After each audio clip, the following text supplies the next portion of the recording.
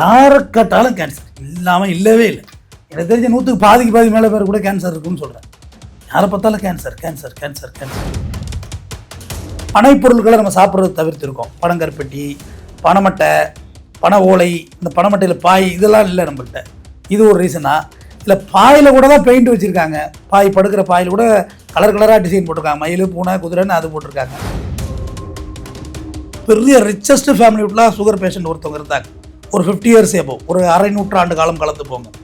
இன்றைக்கி சுகர் இல்லாதவங்களே கிடையாது. Include my self. Sugar இல்லாதவங்களே இன்றைக்கி இல்லை. ஃபிகராக இருக்காங்களா இல்லையோ, ஆனால் சுகரோடு இருக்கிறாங்க. எந்த பழக்கமும் இல்லை, கிட்னி ஃபெயிலியர் ஆகுது. பார்க்குறீங்கல்ல, எந்த பழக்கமும் இல்லை, லேடிஸ் ஃபேட்டி லிவர் அதில் வந்து சாகுறாங்க. கண்ணு தெரியாமல் போகுது. கீரை தின்னா கண்ணு தெரியுங்கிறாங்க. கீரை திங்க கிட்னியில் கல் வைக்குதுங்கிறாங்க. நான் என்ன தான் செய்யறது? இப்போ இதுக்கு ஒரு ஜப்பானில் இன்னைக்கு ஒரு தவளை தன் வாயால் கெடும்னாங்க. தவளை மனித இனத்தை காக்க வந்திருக்கு, கெடும் இல்லை, மனித இனத்தை காக்க வந்திருக்கு. எல்லாம் அந்த கிரிக்கெட் வீரனோட வச்சு விளம்பரப்படுத்தினாங்க. பூஸ்ட் குடிச்சா வளர்ந்துடலாம், காம்ப்ளான் குடிச்சா வளர்ந்துடலாம், ஹார்லிக்ஸ் குடிச்சா வளர்ந்து, இதெல்லாம் அந்த கம்பெனிக்கார வளர்ந்தான். நம்ம எங்கே வளர்ந்தோம்? அனைவருக்கும் வணக்கம். ஒரு மகிழ்ச்சியான செய்தி 2026 கிடைச்சிருக்கு.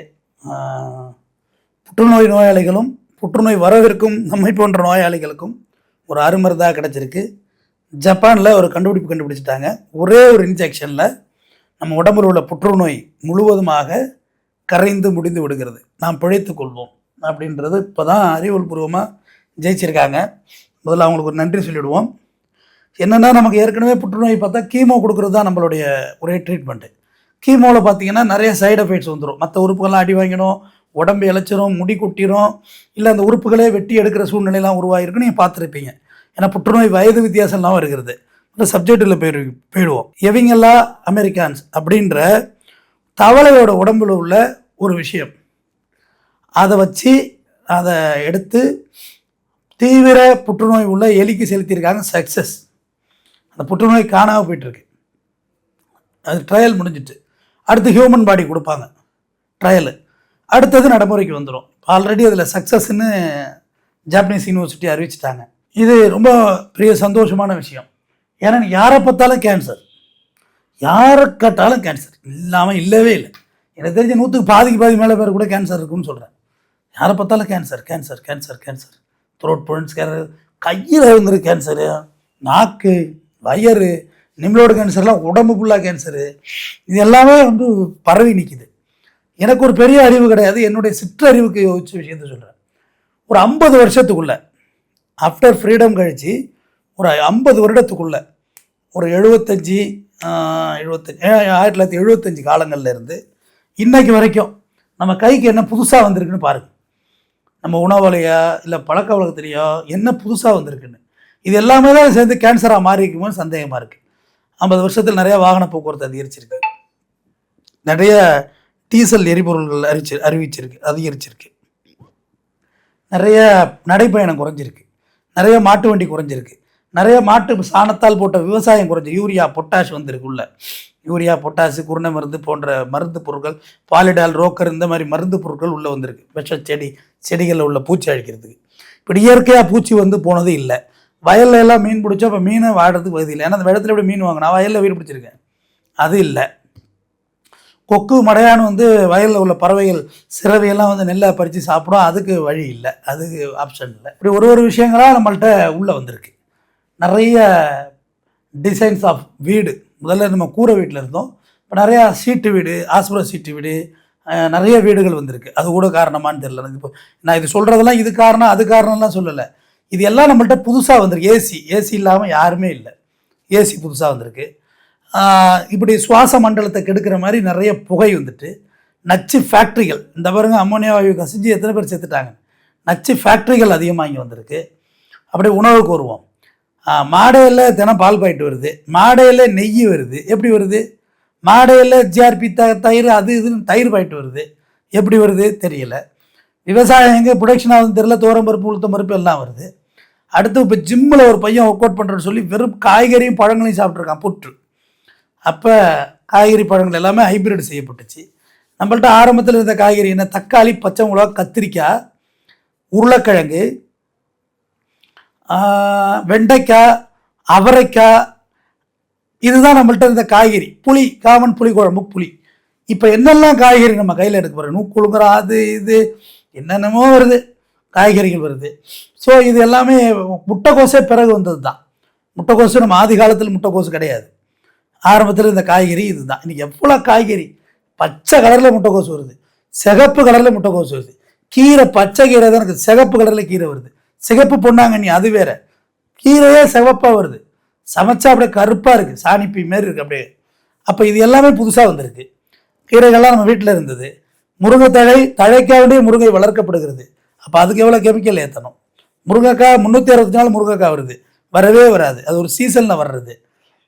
பனை பொருட்களை நம்ம சாப்பிட்றது தவிர்த்திருக்கோம். பனங்கருப்பட்டி, பனைமட்டை, பனை ஓலை, இந்த பனைமட்டையில் பாய் இதெல்லாம் இல்லை நம்மள்கிட்ட.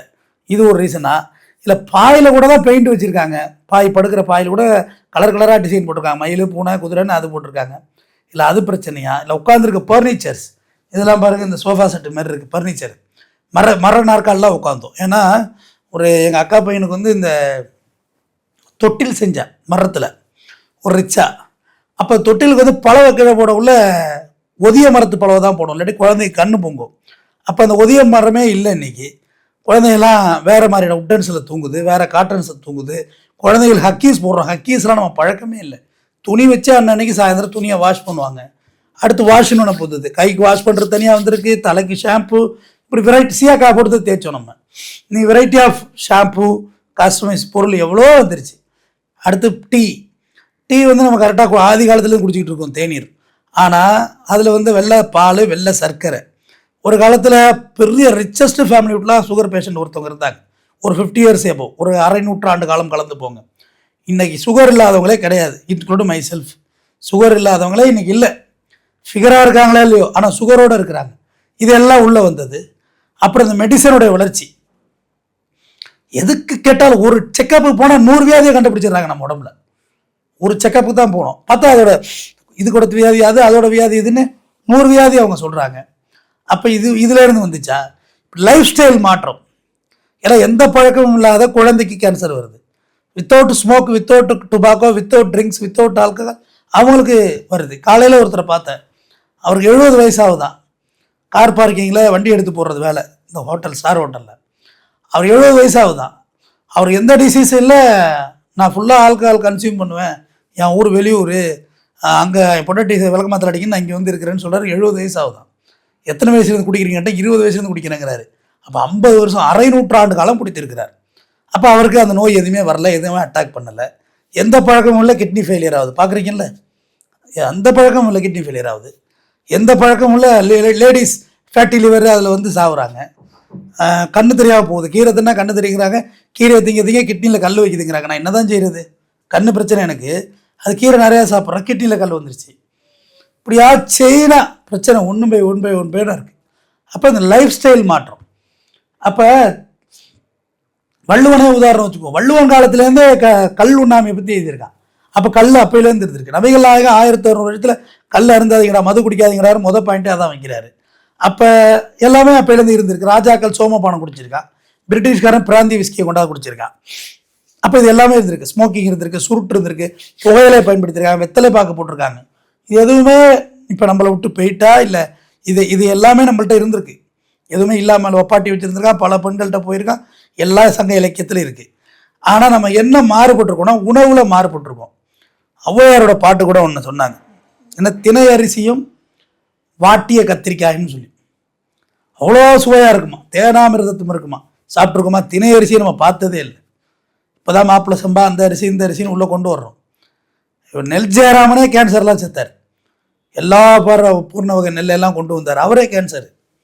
அப்போ இந்த கேன்சர் யாரையுமே விட்டு வைக்கலை, எல்லாருமே அடிக்குது, எல்லாருமே சாய்க்குது. அப்போ இதுக்கு ஒரு ஜப்பானில் இன்றைக்கி ஒரு தவளை தன் வாயால் கெடும்னாங்க. தவளை மனித இனத்தை காக்க வந்திருக்கு, கெடும் இல்லை, மனித இனத்தை காக்க வந்திருக்கு. ரொம்ப சந்தோஷமாக இருந்த செய்தி. தவளை பிடிச்சி சாப்பிட்டான்னு தெரியலையே, தவளையிலேருந்து தான் வருதுன்னு தவளை பிடிச்சி சாப்பிட்டு பார்த்துட வேண்டியதான். சாப்பிடலாமா என்னன்னு தெரியல, பட்டியலினப்பட்ட விலங்கெல்லாம் கிடையாது, அது சாப்பிட்லாம். தவளை சாப்பிட்றாங்க தானே. மீனிங் இப்போ இந்த நாட்டின் பூர்வீக குடிகள் இருக்காங்கல்ல, அவங்க அந்த மக்கள் வந்து அணில், தவளை எல்லாமே சாப்பிட்றாங்க, ஆமை எல்லாத்தையும் சாப்பிட்றாங்க. அவங்க கேன்சர்லேயோ கிட்னி ஃபெயிலியர் ஆகியோ செத்ததாக வரலாறு இல்லையே, நீங்கள் பார்த்துருப்பீங்கள்ல. அவங்க அது மாரியெல்லாம் டிசீஸில் சாகலை. பழங்குடியினர் இருக்காங்களே, மலைவாழ் மக்கள், அவங்க இந்த மாதிரி வியாதியில் ஆட்படலை. அடுத்தது இந்த நெஸ்லே நிறுவனம் இருக்குது பாருங்கள், ஃப்ராட் பசங்க, அவனுங்க வந்து ஒரு விஷயத்தை ஒத்துக்கிட்டானுங்க, இது வந்து குழந்தைங்களுக்கு கொடுத்தா இந்த மாதிரி நோயெல்லாம் வரும்னு சொல்லி. நெஸ்லே, செர்லாக்கு, பூஸ்ட் குடித்தா வளர்ந்துடலாம். யார் வளர்ந்தா பூஸ்ட் குடிச்சு? எல்லாம் அந்த கிரிக்கெட் வீரனோட வச்சு விளம்பரப்படுத்துனாங்க. பூஸ்ட் குடித்தா வளர்ந்துடலாம், காம்ப்ளான் குடித்தா வளர்ந்துடலாம், ஹார்லிக்ஸ் குடித்தா வளர்ந்து, இதெல்லாம் அந்த கம்பெனிக்கார வளர்ந்தான்.